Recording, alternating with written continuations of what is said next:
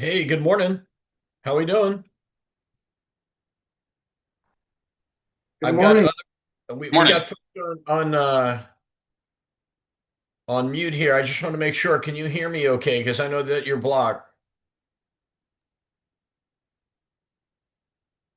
All right, thumbs up here. Okay, fantastic.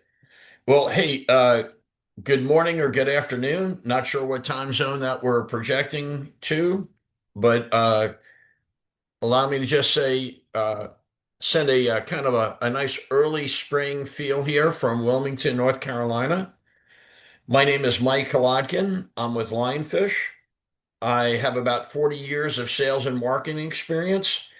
Today, what my intention is to help MSPs become ghost proof.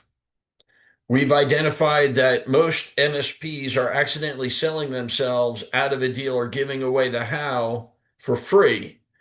In working with Jeremy Miller, our CEO, we've architected the Lionfish ecosystem of our Fusey CRM, our Cyber Tackle Box GRC solution, and a value quantification tool specifically to stop you from becoming an unpaid intern. And today we're going to give you kind of a methodology here to show how we get skin in the game protocols. Uh, what I would ask here is if you are familiar with the sales selling cycle, the seven stages, stages one and two being more marketing, and then three, four, and five being where the rubber hits the road of selling. This is where we're going to get into today. And I want to share with you that by having a no ghost sales methodology, you are going to reduce your sales cycle probably by 30% and increase your forecast accuracy well above 70 to 90% by using these techniques. We are shifting from being a commodity into a compliance-led managed service. And with Lionfish, we believe in going by, with, and through as a partner in this ecosystem together. So let's go forward here and take a look and see what we're trying to do is help you spend hours. Well, let me just go back to this. Uh, for those that are participating here, maybe in the chat line, can you give me a number one if you found yourself being ghosted by a prospect in the last 90 days of interacting with someone you thought was going to be a client?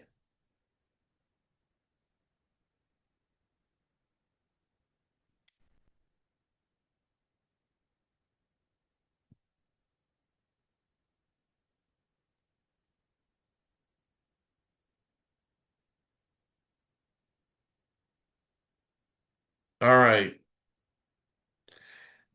I can see here that none of us are alone, but I guess the feeling that we all feel is that we are alone, like it only happens to us, right? Like, what's happening? What can I do different? How can I approach this? Um, what we're going to do here is give you that hands-on guide, take you from being kind of like a an unpaid intern into a consultant. So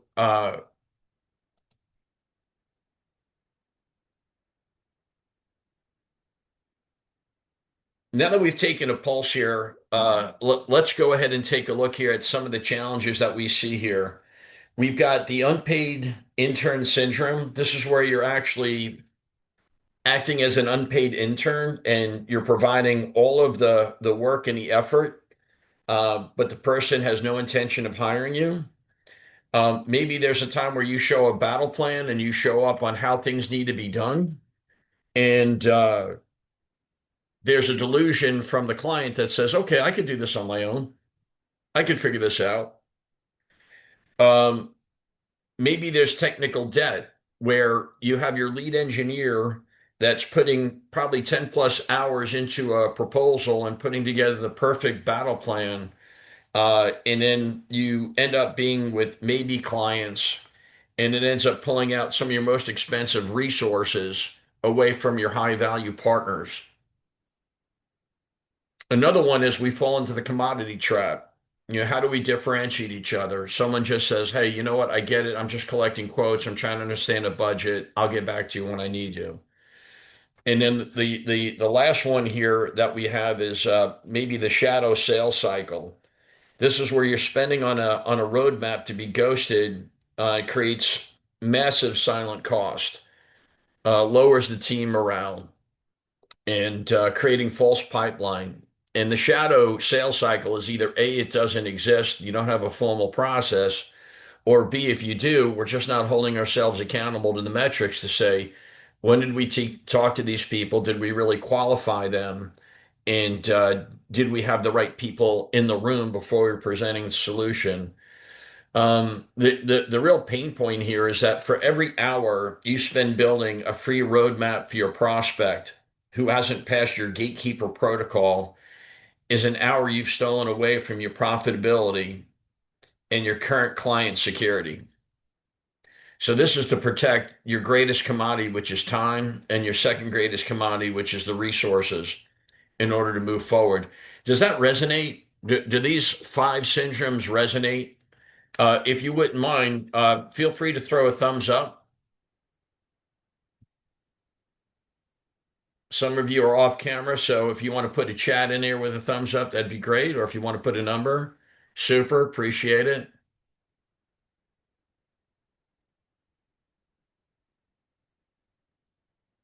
So right now, what we're going to do is show you the Lionfish advantage. Why is it that you're investing the time that you are with us right now in order for you to be profitable?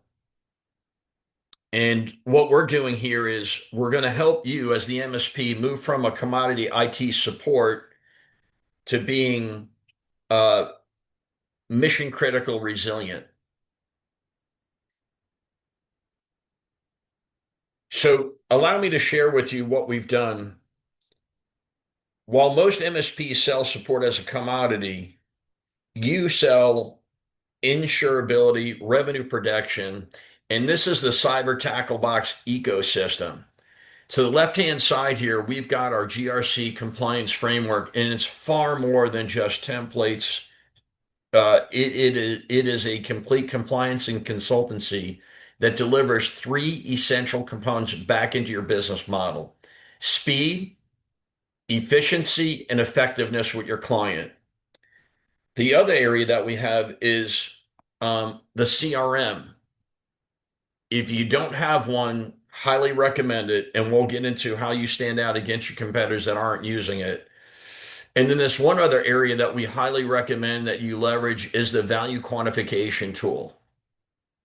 This helps you move from being a price taker to a gatekeeper. It helps kill the do-it-yourself illusion, and it allows you to more automate your scalability in order to capture more opportunities through that speed, efficiency, and effectiveness. And above all, it gives you that ability to quantify value and secure the close for an ROI-driven logic versus break and fix. So stage three, when we talk about the selling stages of a business model, stage three is the qualifier. This is where we want to empower you with a power shift. Instead of being interviewed by the client, we want you to interview the client to become more of a partner. And I want to emphasize this is the qualifying stage. You are the doctor that diagnoses the issue. You're not here as an order taker to say, here's my price, here, let's move forward. But this is the opportunity, and we're going to give you some areas that you really need to focus in on what it takes to qualify to be sure, do we go forward or do we not? And if we do, how do we do it where we reserve our resources? If there's any questions, please feel free to chime in because we're going to take you to a deeper level of the stage three in the qualifying. And that is simply, is there skin in the game test? Do we have skin in the game here? As you can see, we just put a couple of references. As MSPs, I'm not sure which frameworks that you specialize in. I can tell you that all these frameworks and many more are within the Cyber Tackle Box compliance platform. that you could use as a consulting method. But as you're qualifying and you're speaking to this opportunity and you're qualifying, can the individual talk to you and really talk about their book of business? Can they tell you how many clients they have or how many DoD contractors or contracts that they have? Can they tell you what the worth is? Can they tell you what's at risk? Can they give you a scope of the medical clients, the patients, the doctors, if we're dealing with HIPAA? Can they give you a quantifiable number of what that business result or business problem is that they're trying to avoid? And then the stakeholder commitment is let's try to get away from only talking to tech people. Let's make sure we have someone in there that is uh, in the financial area that has the capability to say yes to a contract and sign a contract and have the financial authority. And the other part also is we want to make sure that there's a true a confession.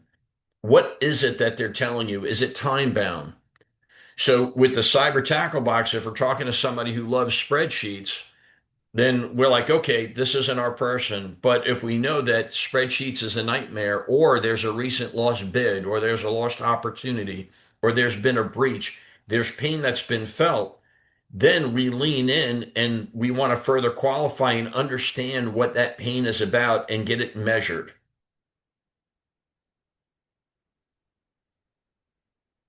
So when we're uncovering the price of pain, this is where we try to understand what is the price of inaction if they don't go forward?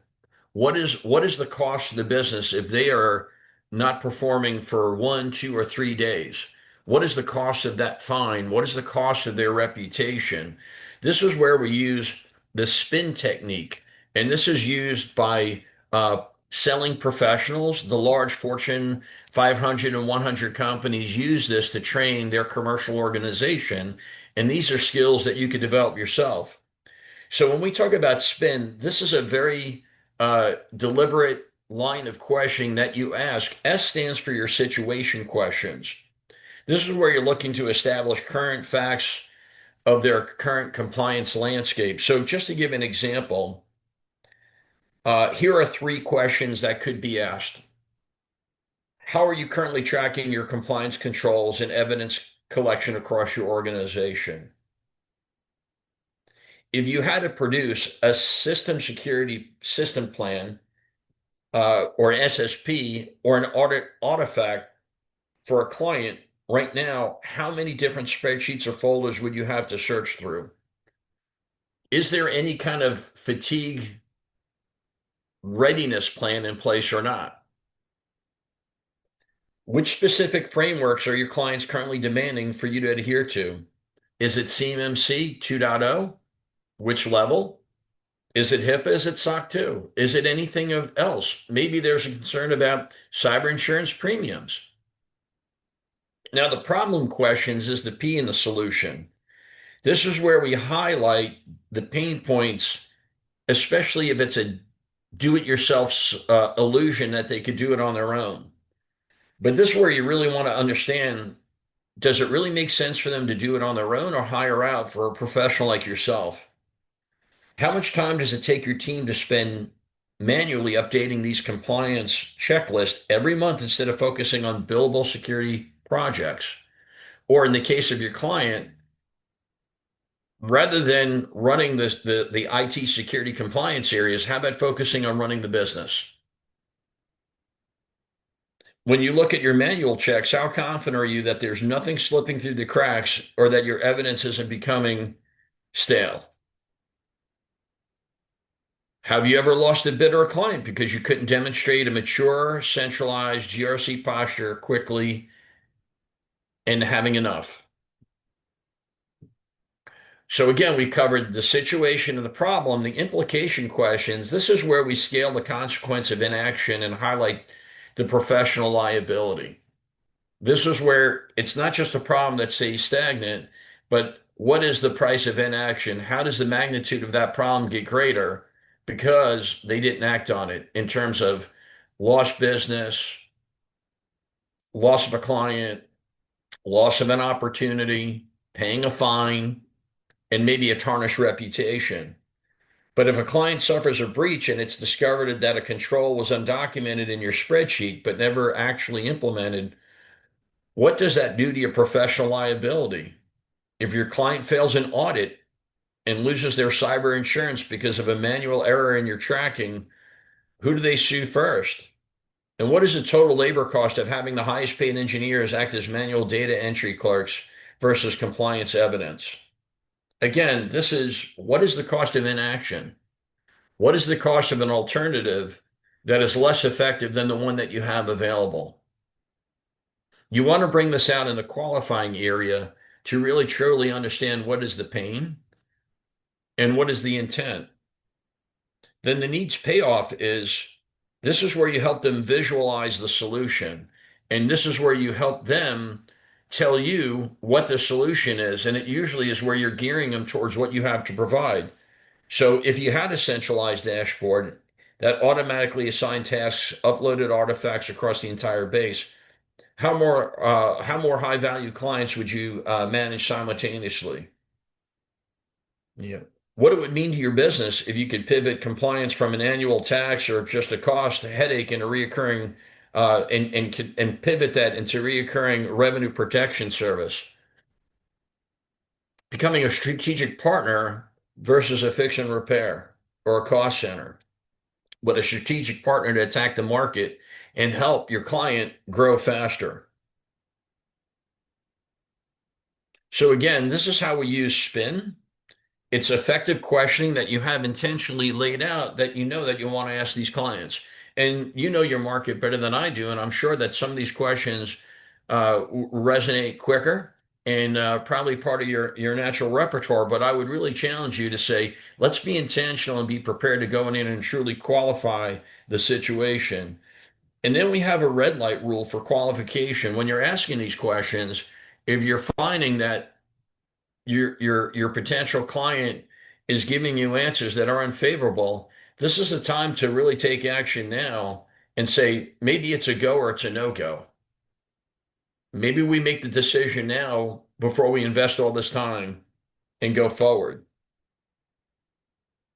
So this is stage three, and I'm spending a great deal of time here because when I often talk to MSPs and other folks that I'm coaching on sales, including myself, believe me, I'm not impervious to being coached ghosted by any means, but I often reflect and say, where in my qualifying did I really understand where this person was out? Was I able to measure the business result they were trying to achieve? And when I was talking to the individual, did I really understand what this was personally going to do to them in a win or loss situation and how this was affecting them? And did I really understand if I had a coach, an informant, or someone who's just kicking the tires and shopping? And again, this is the way we want to really preserve our resources before we send out our best paid engineers.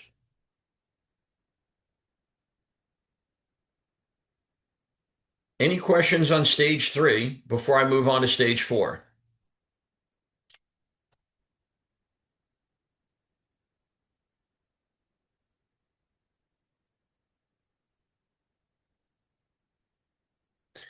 Stage four, um, this is where you've collected the data and you're qualifying and you're gathering the information about the client situation. What is this? What is the pain point of the problem? You've taken them down and understand what is the implication if this problem is either not addressed by either making sure you prevent it or you fix it right away, and what is the cost to the business from that problem. And then the last part is that needs payoff, and you have an idea of what that solution is, mine, and now you're ready to go in and present your solution. I would ask you to take a look at the left here and make sure that you have your checklist. Now, again, for all those that registered, which is everybody on this call here, you are going to get um, a gift later on, which is a series of tools that we've created that you could take as a summary and as a checklist and a workbook that you could utilize as you're prospecting and qualifying your opportunities. But so before we get to that part here, let's get into the context of stage four. You're about to present your solution. And I could tell you, I think we're all very similar, right? We're very proud. We're very excited. We can't wait to tell them what we've done. We can't wait to share because we believe once we do this, we're going to get instant gratification and someone is ready to give us a contract and go forward. And that's happened many times in your success, especially for all of you that have a very strong word of mouth contingency. But there are times where you're bringing people along and you're faced in this situation. So, what do we look for here? First of all, the influence are the people that we're talking to that are going to help you win this opportunity and secure this client, secure this contract. And they fall into three categories: your economic, your technical, or your user. Your economic is that single person that has the financial authority to sign off on that contract and spend money with you. There's only one. The technical is the person who says, okay, you have the certifications, the capabilities, it meets what their requirements are. And the user is the person that you interact that has that experience the day in and day out. The user wants to make sure that it's easy, it doesn't have much issue, they know that it's reliable. The technical person are looking for some of those secret ingredients or those certain components that are absolutely required for them to be successful. And many times these two people will influence the economic buyer to tell them, go ahead, we approve, let's move forward with this contract. So, can you identify who that person is in the room and the role they play? Are they truly the economic buyer? Are they the technical person that really needs to make sure that it has to meet their criteria? And are they the user? The other part is on their process. How are decisions made? How they've done it similar in the past? And how will they apply it to this decision? And what is the timing? What is the timing of their process? And what is their timing on when they're ready to implement? If they're ready to put this off for, quite some time in the future, then I would say maybe we hold off on presenting your solution and sharing what your prices is that they may end up having and sharing with a competitor. Why bother? If they don't feel the pain and they're ready to make a move, let them know that you're competent, but come back to the table when you're ready to do business and you're ready to hear the plan.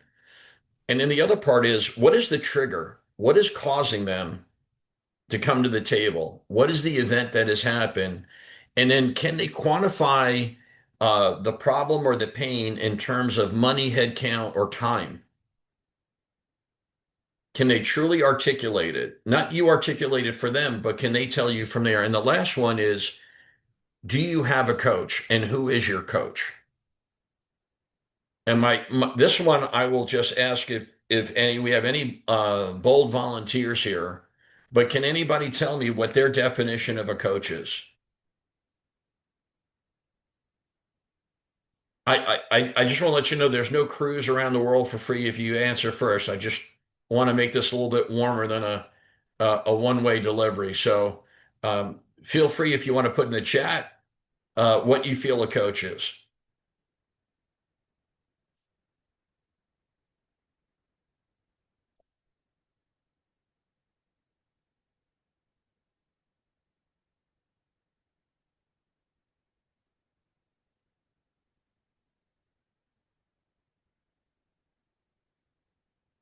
All right. I'm getting a Wolf of Wall Street feedback. I don't know if I should take that as a compliment or some feedback on altering my approach here. All right, we have a guide, we have none. Someone who helps you get past the next hurdle. Absolutely, that could be one of it. All right. All of those are excellent. Do we have one more maybe from the group? Anybody here want to be bold enough? I promise you, these will not be published on internet. We'll keep it just to ourselves here. Does anybody have one more input?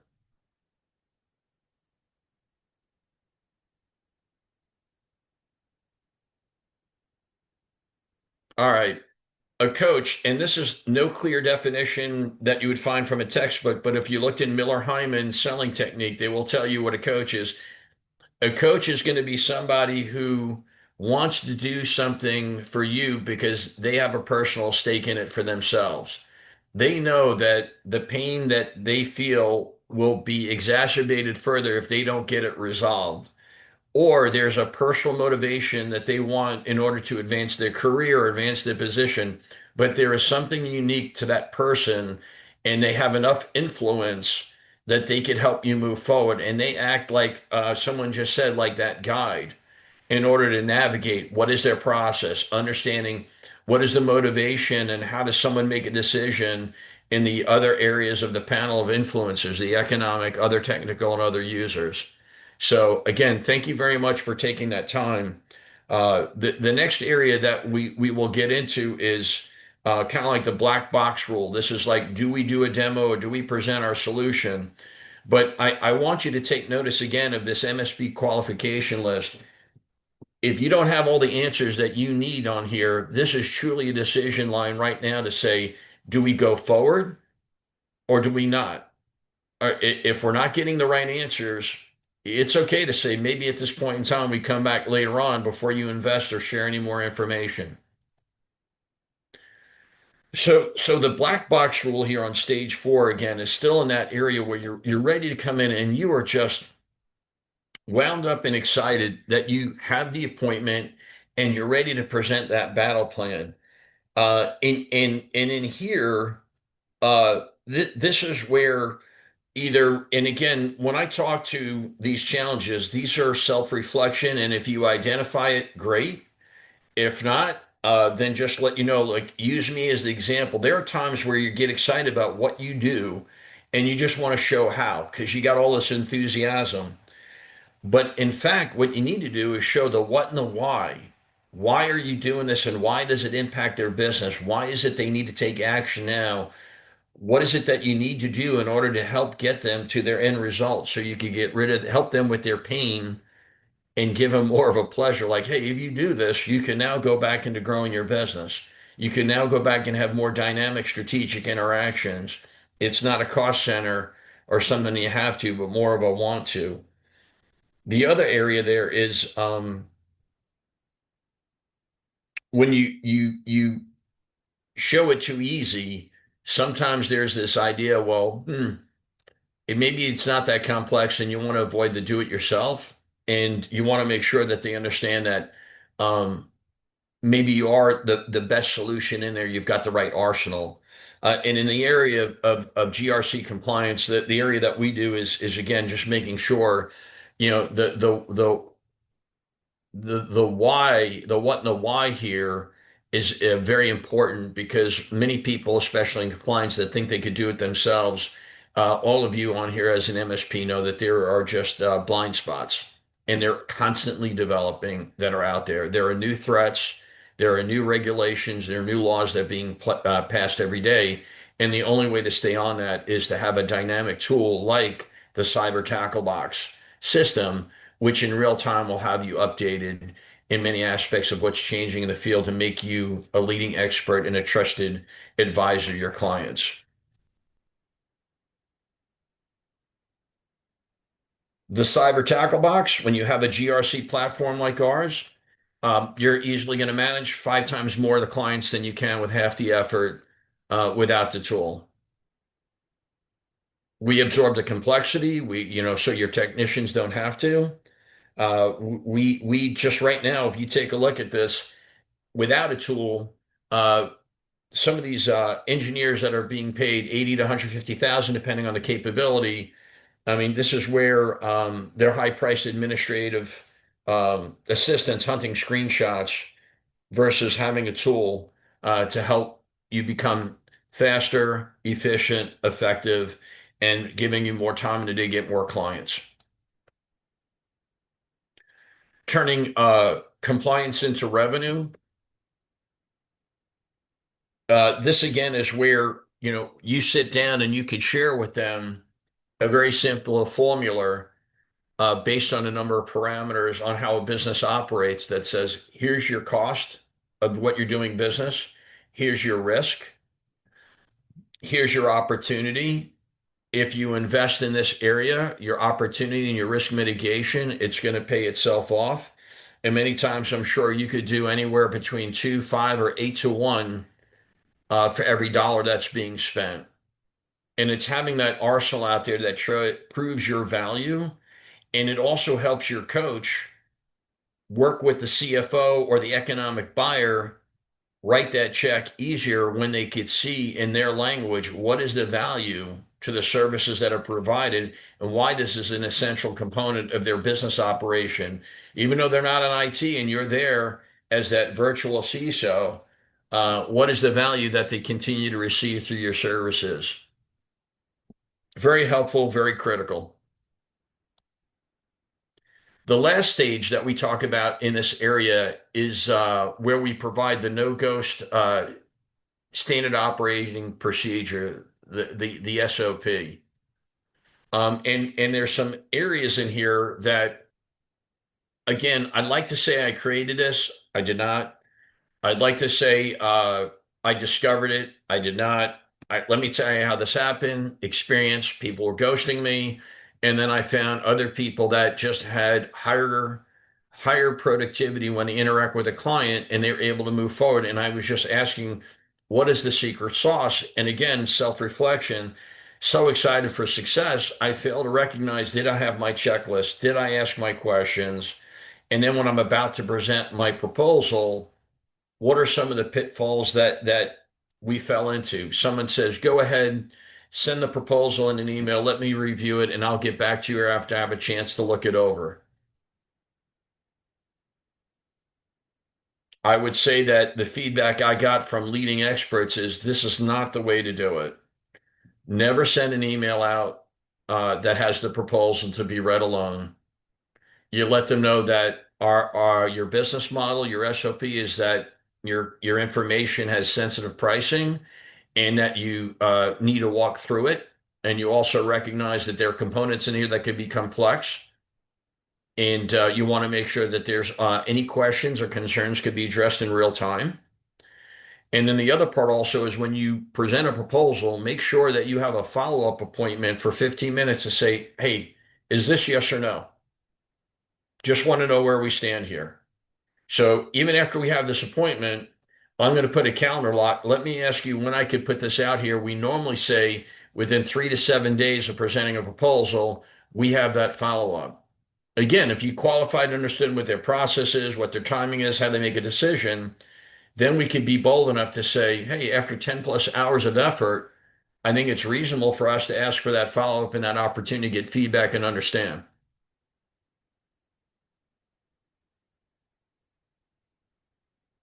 The other area that I'd like to highlight is when you present your price and you present your solution, uh, it's a bit blunt on my slide to say shut up, but I would say this is the time that you exercise golden silence. You let the client speak. It's okay to have that comfortable silence.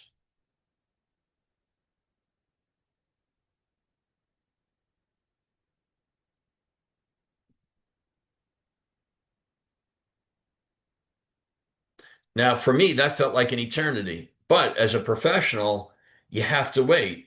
And just out of curiosity, after you present pricing, who's the person that usually loses? The first person or the second person who talks?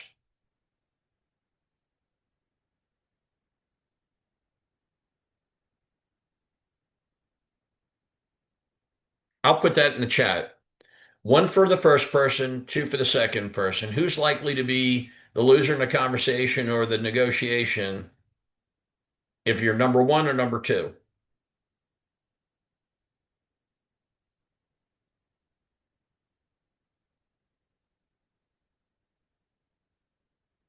Oh, wow. That was a good question, a thought provoker from the audience. I got some fast responses.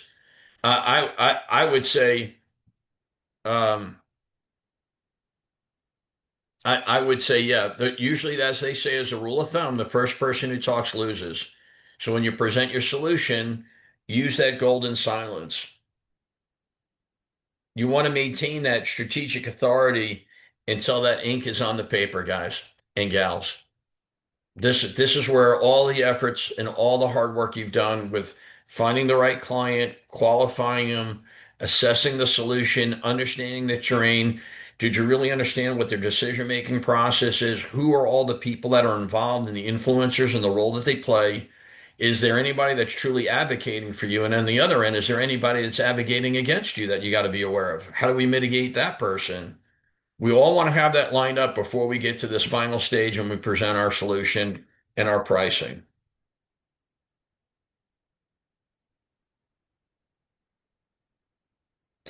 So the next part comes to this area here is what happens when you feel and we feel we've done everything we were supposed to do. You've met with the individual, you presented your solution, you feel that you've addressed some of the concerns or questions that were very insightful and thought-provoking, and you really felt like you did a good job and you had confirmation in the room.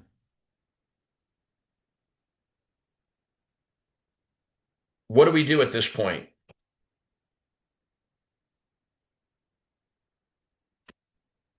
What I could share with you is it's okay if they want to tell me no. And quite genuinely, I'd rather have a faster no than a slow no because then I know how much time to spend with this opportunity and move on to the next one, or not have it take up too much time in my pipeline and know where we need to go. Again, your time is the most precious commodity that you have, and that's what we want to protect. And what we have is a no ghost email template that you're going to get in the arsenal of tools that we put together for you. There's a four-part arsenal tool that we're going to share with you, but it's a no ghost email template. You could reword it any way that fits the brand message that you have, but it really comes down to three areas. And you're asking them, hey, is there a shift in priorities? Is this area no longer a priority, and are you investing in another area of your business? Was there an emergency that detracted? Life happens, situations happen. Is there something else that took place, and would you like me to circle back? And then the final one is, did I get vetoed? Is this project overall vetoed? So if we know, let me know now. You've exhausted, you followed up. Feel free to send it out. And then just be prepared for the three SWs. And this is one that I say that you have to have. This, all of you, I think, already have it. It's part of that thick skin makeup. Some will, some won't, so what? But if you know you've done your work and you've truly vetted it out, you need to have that ability to say, so what, and walk on and know that you've covered it when you've really exhausted all your options. But again, the whole idea here is how do we prevent the ghosting? Because there may be a time where you let this client know early up front or prospective client, thank you, but come back to me or let's circle back another time when you're ready to move forward in this. There's a lot of work that goes into it on both sides. We want to respect your time and energy and resources. I know you want to respect mine. Hey, why don't we put up a follow-up appointment when we go in? Protect your time, protect your information, protect your resources, and make sure that you reduce the ghosting. Here's some metrics that I'd like to share with you that I've done some research outside of our little bubble here, and I'll share. So you can see here some metrics about pricing model, customer retention, sales process, profit margin, average size deal. And on one side, you have those that don't have a CRM, um, and they don't have a compliance. And then on the other side, you have a compliance-led initiative to offer as a consulting service, and there's intentional to be truly a revenue generation operation within your organization and what the difference is. So let me just share a few things here real quick. Um, it's quite simple that with compliance, it's a force multiplier that allows you to have a greater access or gateway to higher value contracts and extreme stickiness with a client. It's not a one-time event, but you have a way of holding on to them and capturing. It also provides, and now according to the 2025 ScalePad MSP Business Trends Report, the top earnings MSPs, those with a higher average revenue per user, usually are above higher with a compliance much more significantly when they have compliance as a service and are a virtual CISO than not having it, having lower fees. And again, this is from ScalePad MSP in 2025. That was rather insightful when they were talking about the delta there and a higher average revenue per client. Faster growth. Industry indicates that 73% of MSP cite security and compliance as the fastest growing service line, while traditional break and fix or basic management yields about 10 to 15% margins. Compliance-led security suites. Um, it leads you into a higher margin bundle as a service offering. Again, this is coming from industry third-party citing quotes. This other one I felt was pretty interesting from MSSP Alert. Clients who achieve compliance through MSP are three times more likely to remain long term as a client with that MSP because the MSP owns the documentation, the audit trail. There's trust, and there's just a high cost of switching for the client that becomes, you know, incredibly high. I mean, it. Just think of it, right? I mean, you become an institution within that institution, that trusted entity. The final statistic that I will share on this slide, actually, there's a couple more on here. I'll give you. The Gartner 2024 reported that MSPs relying on manual spreadsheets for tracking instead of a compliance-specific tool suffer on average about 14% annual revenue loss due to pricing inaccuracies, missed upsells, and compliance fines. On CRMs, again, this is where most treat it as a address book versus a revenue generation. They see that there is a 29% increase in sales revenue, 41% increase in revenue per salesperson in productivity. And this comes from Salesforce and Demand Sage 2025. Again, this isn't just words on a page. These are facts and data that came from third-party industries that say, how does it impact an MSP who either is going to use a CRM as a revenue generating opportunity, and do they want to get more productivity per client and more productivity per sales rep and increase accuracy in becoming a growing, predictable, profitable entity? It's pretty amazing. They say that for every hour or every dollar spent on our CRM, the average return is $8.71. So for an MSP, this manifests through automated renewals, identifying white space, service the client's needs, but hasn't bought yet. And this is where you really understand what are they doing now, what are the opportunity for growth within a customer. Now, for all those that understand it, is it harder? I guess, is it harder to get a new client or harder to increase business in an existing client? So if it's harder, which is harder, new client or existing client? And I'll wait for you to put in a chat there.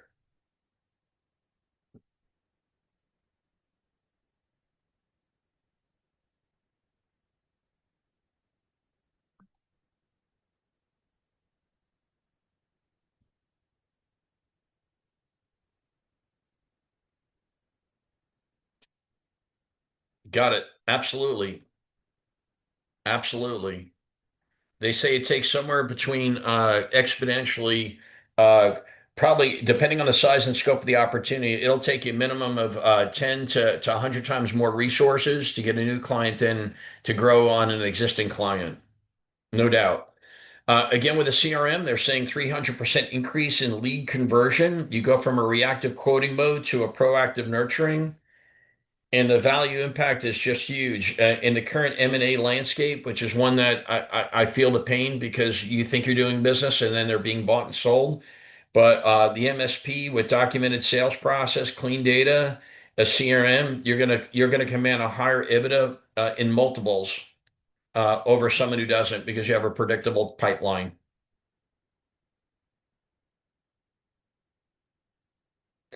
So, in short here, we have covered the sales techniques in qualifying in stage three, making sure that in stage four, do we have the right people in place before we present our solution?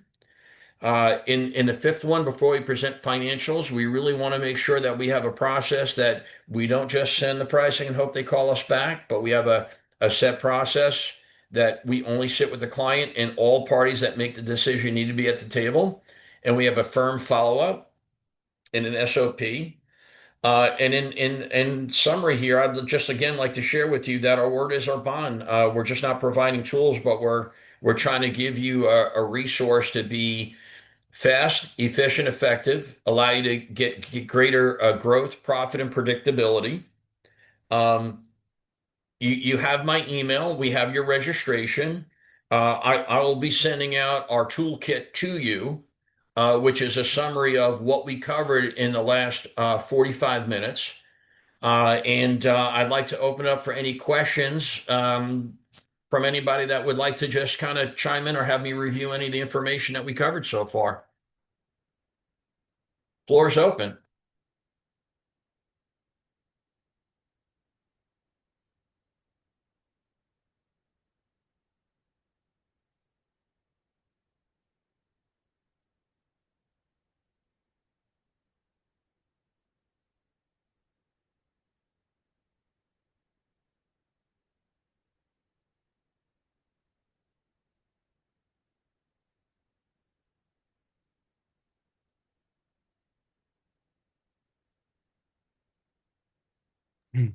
Hey Mike, forgive me. I came in here late. But we're an MSP or MSSP really. We do mostly cyber, and so we're already going in with a high level cyber pitch, compliance driven. Um, our issue is that we have a lot of businesses that just don't seem to care, or it's not a priority for them. They don't have the budget for it, stuff like that. And so we're just trying to figure out a way to refine our approach and just be better at conveying the value and stuff like that. So our thing is what's the biggest way that we can drive value without fear mongering, without doing that, like the FUD, right? Fear, uncertainty, and doubt. Because Sure, we're very big value based, and realistically there's real consequences, but at the same time people don't want to hear, well, the government's going to come for you, because they're going to say, well, probably not, I'll take the risk. sure. So, Anthony, first of all, thank you very much for speaking up, and I do appreciate the FUD model, and I also appreciate that the FUD model is one that sometimes it could taint the sales profession, um, and you really want to be more of a consultant. So, with Miller Hyman, are you familiar with fix, avoid, or accomplish? No, I don't think so. I mean, we use like BANT. We're consultative sales, prescriptive, right? Not familiar with that specific thing though. Sure, sure. So, Anthony, what I would recommend in being strategic when you're doing the FUD model, this is where you're looking to, people are looking a lot at the avoidance. This is where the fear comes down to. What are you trying to get away from? What Uh, I would try to do is pivot to say, what do you want to accomplish? yes, sorry, Mike. So we're anti-FUD. I don't personally like the FUD model. I think it's adversarial. Um, I think that it could be very off-putting for a lot of people. Yeah, no, I could agree. And if you don't mind, Anthony, I'll put this into a personal perspective. My wife and I are looking at water systems. We moved into a new home. And everybody wants to come in with like a test tube and show cloudy, dirty water and saying that I'm poisoning myself and swimming in poison and I got a sign today, right? I mean, it's very off-putting to feel like you're up against the wall, and I don't think anybody wants to react out of fear. Everybody wants to make a purchase when they feel good, you know. So, Anthony, for me to answer that question, I'm going to throw some very broad topics, and if it doesn't answer, I'll offer up, a follow-up conversation as I do with everybody here. You can have a 30-minute, no obligation consultation with me offline. But what I often do is look what they're trying to accomplish, find out the industry that they're in, and find those areas that are what's producing growth and see what their growth rate is and see if there's metrics that we can compare them to other peers in their industry and then see if there's any benchmarking that we can compare that and say, here you go. And if I can understand what your motivation is for growth and profitability, how can I help get you there? And many times, um, with IT, it gives you that efficiency and effectiveness, and you often don't know until you implement it. I can tell you, Jeremy shows me that every time I'll go through and do something that'll take me 10 or 15 steps. And then he'll say, hey, we just got this new program and I only have to do it in three and it's automated. And then you say to yourself, well, do I want to spend this extra money? And the answer usually is no, because I want to be frugal, right? I want more profit. But then I take a look and say, well, that just gave me 8 more hours in the day or 12 more hours in the week. And I take a look at it and say, what's your value per hour or value per day or whatever that metric is? And say, if I gave you more time, how much more opportunity would you have or more capacity? Fear mongering is if it breaks, how much will you be held back? Promoting it is if I enabled you, how much more growth? And if you had that growth, what would that do for you and your company? How many more people could you bring on? How many more raises can you give out? How much more profit sharing could you share if you were more successful? How does that work, Anthony?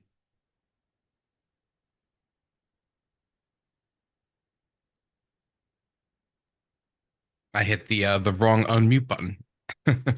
Um, yeah, the that sounds like a lot of what we're trying to do right now.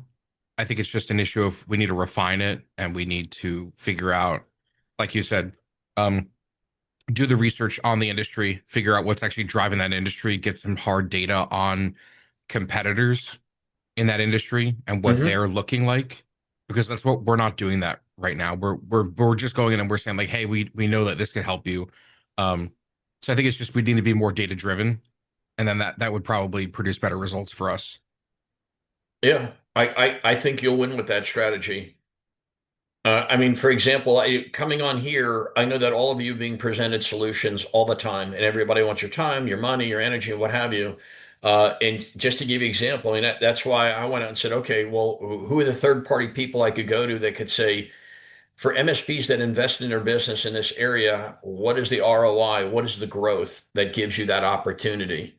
Because I often, well, I would say I often lean towards your non-FUD approach and look at it more as, hey, we're here to grow and feel good about growth. We're not here to look for someone that did something wrong and then punish them. We want to embrace them. But at the same token, while you're growing, we want to protect your base business. We want to protect your operation that you never have to look behind or to the side, but you're only looking forward to grow. So again, Anthony, when you get my information, if you and your team ever want to sit and have a dialogue, I thrive with these conversations. I enjoy it. I learn more quite a bit, and I appreciate you asking up. Thank you for attending, and thank you for really investing. Thank you. Do we have anybody else here? We have a few more minutes on here. I'd love to hear from anybody else. Got plenty of time. Got 5 minutes more. It's enough to have a convo. Does anybody want to give Anthony a round of applause while the next person shows courage and raises their hand? Okay,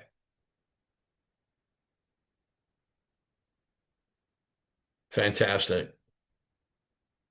Anthony, again, thank you. Who else do we have on here that would like to just maybe share a thought? Uh, Love to hear.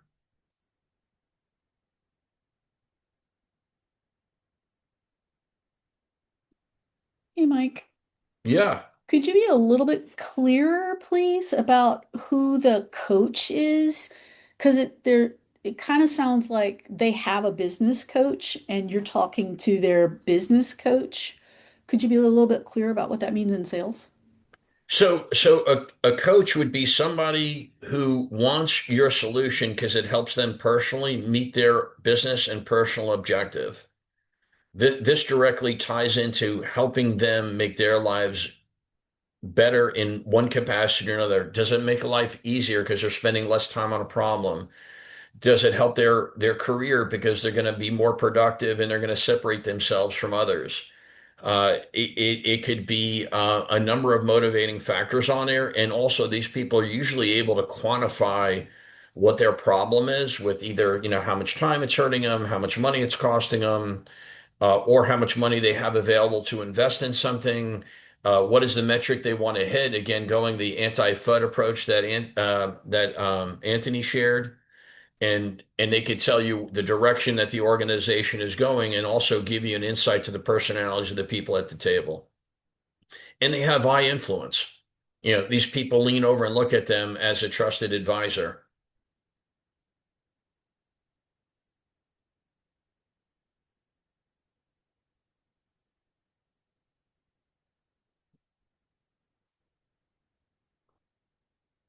Great question. So we covered what is a coach, so we know we're talking to the right person. We have, how can we go in there and not how do we dangle maybe an area that we want to accomplish a goal growth versus instead of fear mongering. So anybody else? And then I guess one other question I have for feedback is there one thing that you got from today that either was new or a reminder that you will refresh yourself as you move forward and avoid being ghosted? Either new or a reminder, either one.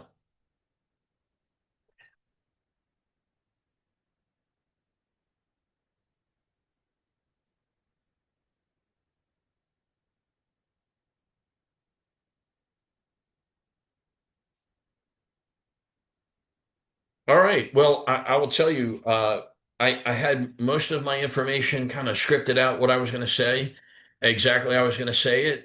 In my final wrap up here, this is entirely just in the moment, if you will, to say thank you for the opportunity to allow me to share my passion about revenue generating for an organization that wants to grow. Thank you again for those that are taking time out of their day to find out like what can we do to either reinstill some skills that I have, but I just want to sharpen the edge a bit, or I want to learn something new and be better.